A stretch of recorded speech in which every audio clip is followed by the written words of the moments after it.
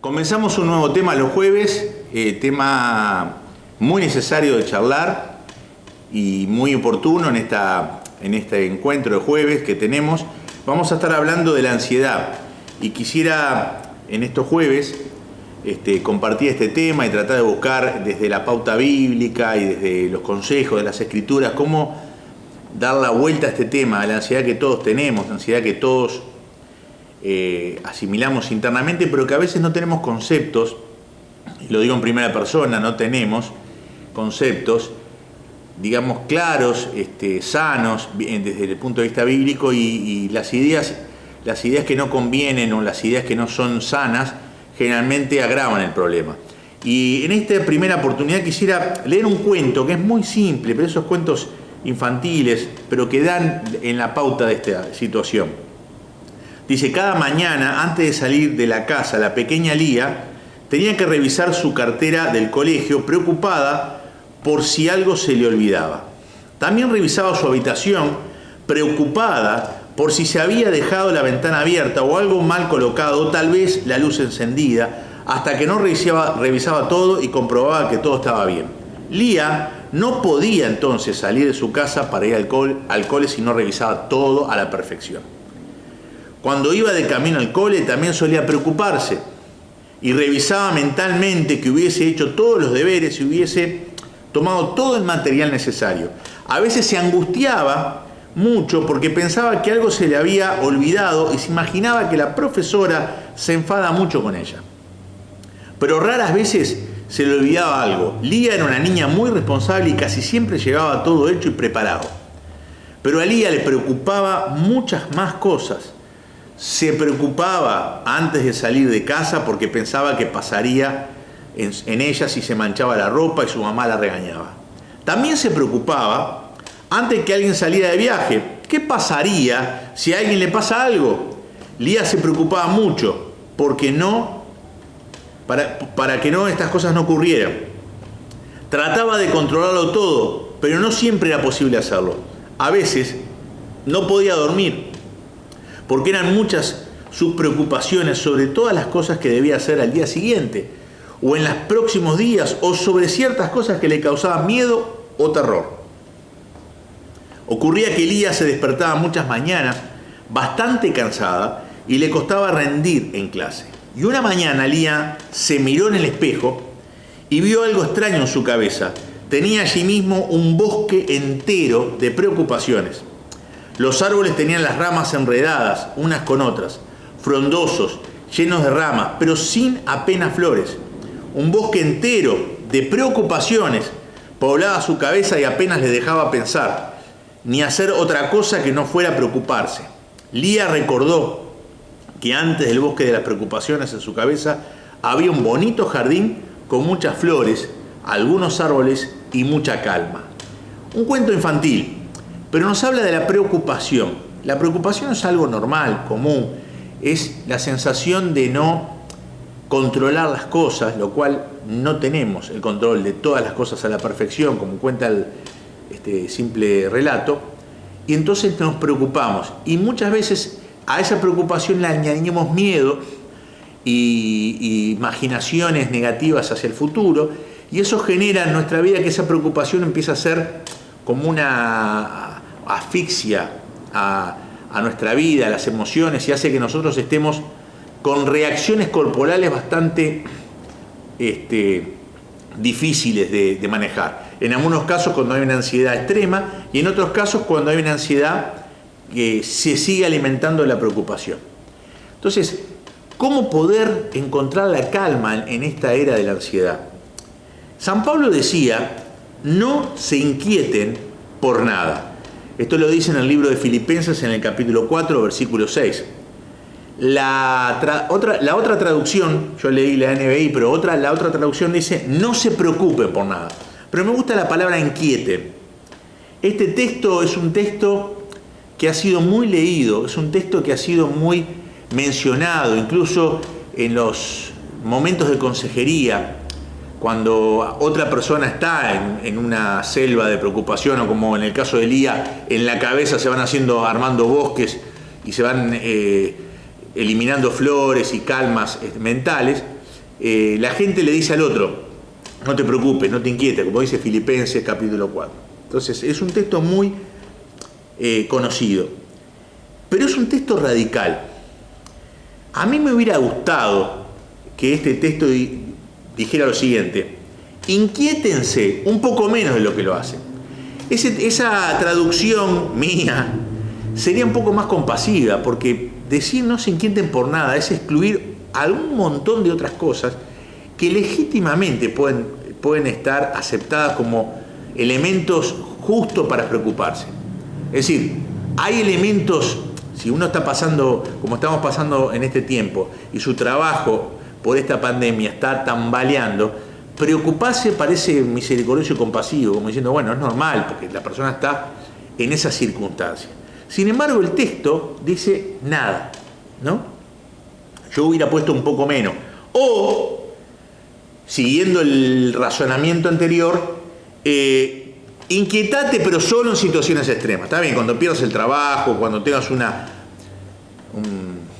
diagnóstico de salud, digamos, preocupante, está bien, ahí inquietate solo en esos momentos, pero el resto de las preocupaciones no sirven porque no es digna de un cristiano. Yo tal vez traduciría de esa manera. O, preocupate solo en tiempo de pandemia. Este es un tiempo para justificar la preocupación. Sin embargo, el texto es claro. Dice, no se inquieten por nada. Y queremos explicar bíblicamente este mandamiento. ¿Saben por qué? Porque si uno lo lee así frío y dice, bueno, la verdad que ¿quién puede entrar en esa situación? Porque acá está diciendo no se inquiete por nada. Digo, la verdad que todos nosotros nos preocupamos por algo, entonces estamos fuera de esto, no podemos cumplir esto. Pero los idiomas, sobre todo los idiomas bíblicos, nos ayudan a entender el significado de este mandamiento. La frase que San Pablo dice no se inquieten por nada, no se preocupen por nada, está en presente activo. ¿Qué es lo que significa? Es un estado continuo. Es decir, no habla de algunas preocupaciones de vez en cuando, es estado continuo de preocupación, ¿no? Entonces la traducción que daría, de acuerdo al idioma bíblico y al aspecto idiomático de la escritura, sería que Pablo está enfocando el punto a un estado de ansiedad constante, ¿no? El estar ansioso constantemente todo el tiempo está fuera del plan de Dios. Entonces, lo que está diciendo acá es que nada te angustie permanentemente, los lunes, los martes, los miércoles, a la mañana, al mediodía, a la tarde, en el 2020, en el 2021, en el 2022, seguís con eso en la cabeza, seguís. Entonces, acá está hablando de una preocupación permanente. Entonces, ¿qué quiere decir? Si alguna persona se preocupa en algún momento de algo, no está saliendo del plan de Dios o no está pecando, de cierta manera. Lo que está censurado como un aspecto de ansiedad extrema es la preocupación constante sobre un punto. A veces escuchamos en esta cultura decir piñón fijo, ¿no? Es decir, estar fijo obsesivamente en esa situación que me hace preocupar. Hay algunas cosas que tenemos que decir. Estamos tratando de definir conceptos bíblicos. El enojo es inevitable, el miedo es inevitable, la alegría es inevitable, la ansiedad también es inevitable. Estamos en un mundo donde esto es inevitable, no podemos vivir sin alguna vez enojarnos, porque es una emoción, sin alguna vez tener miedo, sin alguna vez tener ansiedad. Por eso, San Pablo lo que dice es, estas expresiones que son humanas y que obviamente, ahora vamos a hablar un poquito de esto, no estoy hablando de que alguna vez uno se inquiete, está hablando de que la ansiedad, la preocupación no sea la cárcel del cristiano, que el cristiano esté todo el tiempo en eso, con la mente en esa situación. No deje que la ansiedad sea un estado permanente en los pensamientos, en el mundo del pensamiento. Podemos elegir no pensar algo por un tiempo. Entonces, si hay algo que nos está, y vamos a los extremos, ¿no? Si hay algo que nos está preocupando porque está justificado, temas de salud, temas de trabajo, u otro tema que sea grave, un hijo que está rebelde, y nos viene la preocupación. San Pablo lo que dice es, esto es comprensible. Lo que sí la palabra nos dice que es un alimento que nos lleva a una ansiedad extrema es todo el tiempo estar ansioso por eso. Eso es lo que San Pablo está diciendo. Entonces, en esta era de la ansiedad, viene bien este texto, ya que los profesionales que analizan todas estas cosas hablan de que la ansiedad está bañando a todas las edades. El niño promedio, dice un psicólogo, por ejemplo, de hoy, exhibe el mismo nivel de ansiedad que el paciente de psiquiatría promedio de la década de los 50. De la década de los 50, un paciente de psiquiatría tenía un grado de ansiedad que hoy lo tiene un niño. Hemos involucionado como sociedad. ¿A qué nos referimos? Que hoy hay más preocupaciones, hoy hay más ansiedades y ya esto está desde la niñez tomándose. Sin embargo, los niños, aunque tienen más juguetes, más ropa, más oportunidades que antes, pero cuando llega el momento de irse de su casa están más enredados que las momias egipcias. Están enredados por preocupaciones y ansiedades tal vez transmitidas por sus progenitores. Entonces, ahí estamos un poco definiendo el concepto de ansiedad. Yo quiero, tenemos más cosas para hablar de la ansiedad, pero quiero que nos vayamos con este concepto. Para poder solucionar o encarar el tema de la ansiedad, tenemos que entenderla. Entonces, para entenderla, el mandamiento de la palabra nos está invitando a nosotros, hermanos, a poder poner las cosas en su justo lugar. ¿Y qué es lo que yo tengo que aprender? Yo tengo que aprender a confiar en Dios. Cuando empiezo a confiar en Dios, de lo que Él dice que va a hacer, de lo que Él es, porque su carácter nos da serenidad a las emociones, y de lo que Él dice sobre sí mismo en cuanto a su presencia, que Él está todos los días con nosotros. Estas tres cosas, las promesas, el carácter y la presencia de Dios, tienen que empezar a circular por los procesos de pensamiento. Mi desafío en esta mañana para mi vida y para tu vida es, cuando estás preocupado, empezá a recordar las promesas de Dios. ¿Qué promesas Dios tiene para la situación que estás viviendo? Búscala. Hay promesas de Dios, bien interpretadas y bien aplicadas.